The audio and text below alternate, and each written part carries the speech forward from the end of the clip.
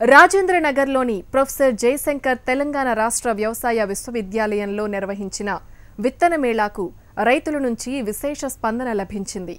ఖరీఫ్ దగ్గర పడుతూ ఉండటంతో పెద్ద సంఖ్యలో రైతులు మేళాకు తరలివచ్చారు. భారత వ్యవసాయ పరిశోధనా మండలి పరిధిలోని వివిధ పరిశోధనా సంస్థల సహకారంతో ఈ మేళాను నిర్వహించారు.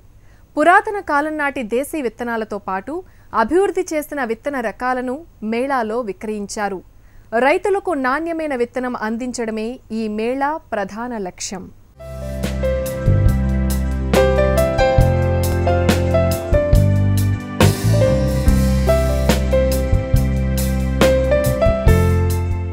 ఖరీఫ్ సీజన్ దగ్గర పడుతోంది. తెలంగాణ సర్కార్ రైతులకు పెట్టుబడి సహాయాన్ని అందిస్తోంది. ఈ నేపథ్యంలో రైతులు పంటల సాగులో ప్రధాన పాత్ర పోషించే విత్తనాల కొనుగోళ్లలో బిజీగా ఉన్నారు. అయితే రైతుకు శ్రమ లేకుండా రాజేంద్రనగర్లోని ప్రొఫెసర్ జయశంకర్ తెలంగాణ రాష్ట్ర విశ్వవిద్యాలయం నాణ్యమైన విత్తనాలను రైతులకు అందించే లక్ష్యంతో విత్తన మేళాను ఏర్పాటు చేసింది. వ్యవసాయ విశ్వవిద్యాలయంలో ఉత్పత్తి చేసిన విత్తనాలతో పాటు భారత వ్యవసాయ పరిశోధనా మండలికి చెందిన IIOR, IIRR, IIMR సంస్థలు ఉత్పత్తి చేసిన విత్తనాలను కూడా ఈ మేళాలో విక్రయానికి ఉంచారు.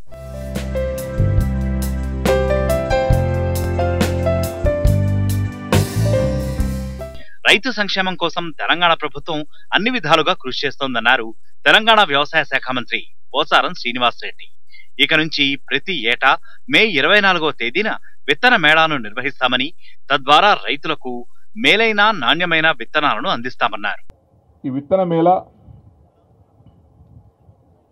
ప్రతి సంవత్సరం మన వీసీ గారు ప్రకటించారు 24 మే ప్రతి సంవత్సరం జరుగుతుందని. ఇది కరెక్ట్ టైం. ఇది మనకు ఎవరైనా విత్తనం తీసుకెళ్ళేయాలనుకున్నా, దీని లాభం పొందాలనుకున్నా ఇది మంచి సమయం. కాబట్టి రైతులు కూడా ఇక పలానా డేట్న కాకుండా 24 మే ఫిక్స్ అది. నాకైనా మీకైనా 24 మే రాసి పెట్టుకోవాలి డైరీలో విత్తన మేళా ఉంటుందని ఇక్కడ.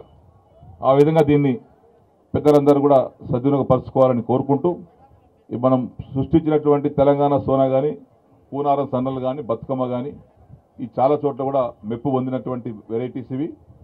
ఇతర రాష్ట్రాల వాళ్ళు కూడా దీని మీద ఆసక్తిగా ఉన్నారు. కాబట్టి దీన్ని మనం లబ్ధి పొందుదాం. మంచి విత్తనం తీసుకెళ్ళి ప్రొడక్ట్ చేసుకుందాం, లాభదాయకంగా ఉందాం.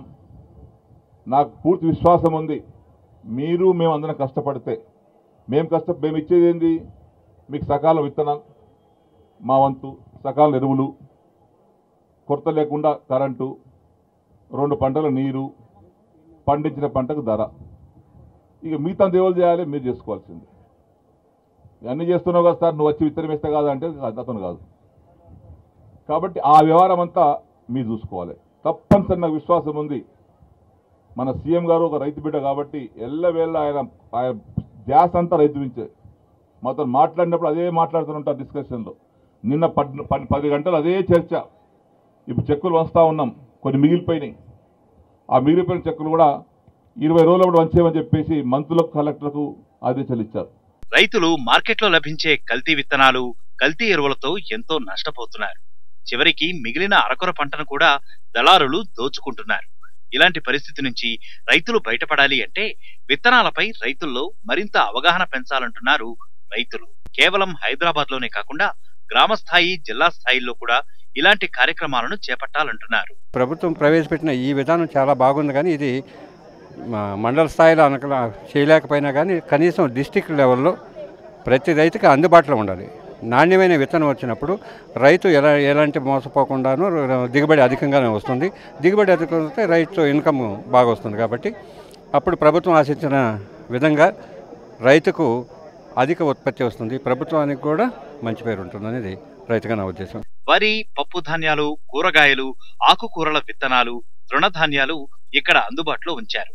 వివిధ రాష్ట్రాల నుంచి సేకరించిన మన దేశీయ విత్తనాలను ఒక్క చోట చేర్చారు. భవిష్యత్తు తరాలకు మన దేశీ విత్తనాన్ని అందించాలి అంటే వీటిని మరింత విస్తరింపజేయాలని ప్రకృతి ప్రేమికులు అంటున్నారు. విత్తనాలను రైతులే స్వయంగా తయారు చేసుకోవడంలో కూడా శిక్షణ ఇవ్వడం ఎంతో అవసరమని అంటున్నారు.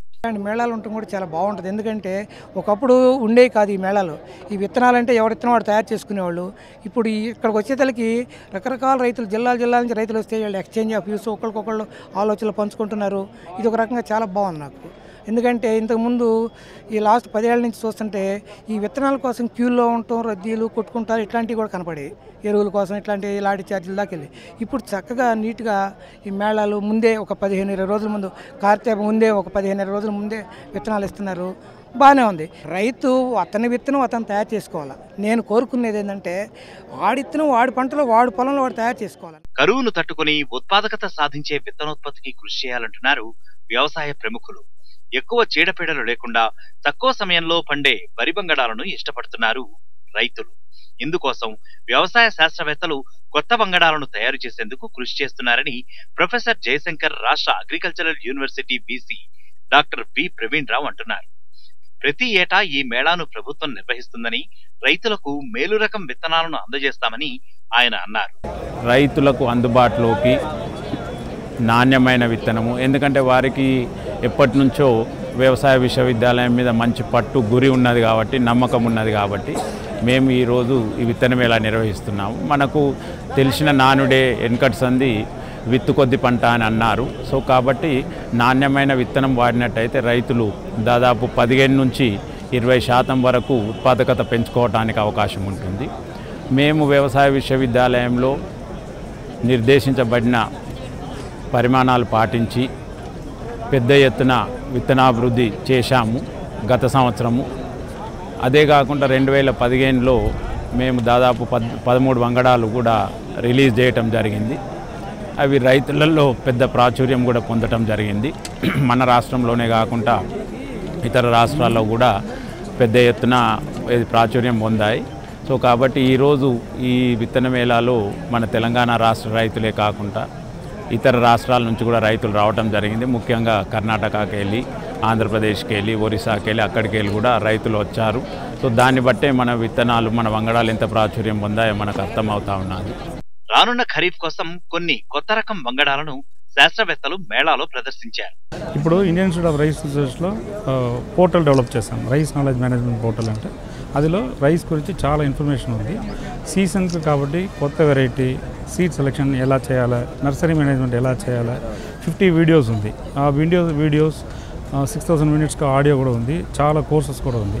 ఆ పోర్టల్ ఫాలో చేస్తారంట మీరు కొత్త వెరైటీ ఎట్లా సెలెక్ట్ చేయాలి, నర్సరీ మేనేజ్మెంట్ ఎట్లా చేయాలి, వాటర్ మేనేజ్మెంట్ ఎట్లా చేయాలి, ల్యాండ్ ప్రిపరేషన్ ఎట్లా చేయాలి, ఎస్పెషల్లీ ఇది సాయిల్ హెల్త్, ప్లాంట్ ప్రొడక్షన్ అన్నీ మీరు చూసుకోవచ్చు. వరితో పాటు పెసర, మినుము, కంది, మొక్కజొన్న పంటలు కూడా ఎక్కువగా తెలంగాణ రాష్ట్రంలో సాగులో ఉన్నాయి. ఇందులో చీడపీడలు రాకుండా కొత్త రకం విత్తనాలను రూపొందించి రైతులకు అందుబాటులో ఉంచారు. అదిరా పరిశోధన నుంచి పెసరలో 4 రకాల పెసర విత్తనాలు విడుదలైనాయి. అదేవిధంగా మినుములో 1 రకం, కందిలో 2 రకాలు, జొన్నలో 2 రకాలు రిలీజ్ అయినాయి. ఇందులో ముఖ్యంగా మధుర నుంచి రిలీజ్ అయిన విత్తనాల్లో MGG 295 అనే పెసర విత్తనం చాలా ప్రాచుర్యం పొందింది. ఈ 295 రకం అనేది మనకి 65 నుంచి 70 రోజుల పంట కాలం, సాదా గింజ కలిగి ఉంటుంది. ఎకరానికి సరాసరి 5 నుంచి 6 క్వింటాల దిగుబడి సాధిస్తుంది. ఖరీఫ్ సమీపిస్తున్న వేళ ఈ విత్తన మేళా ఏర్పాటుతో రైతుకు కాస్త ఊరట లభించింది. నకిలీల బారిన పడకుండా రైతులు నాణ్యమైన విత్తనాలను కొనుగోలు చేశారు.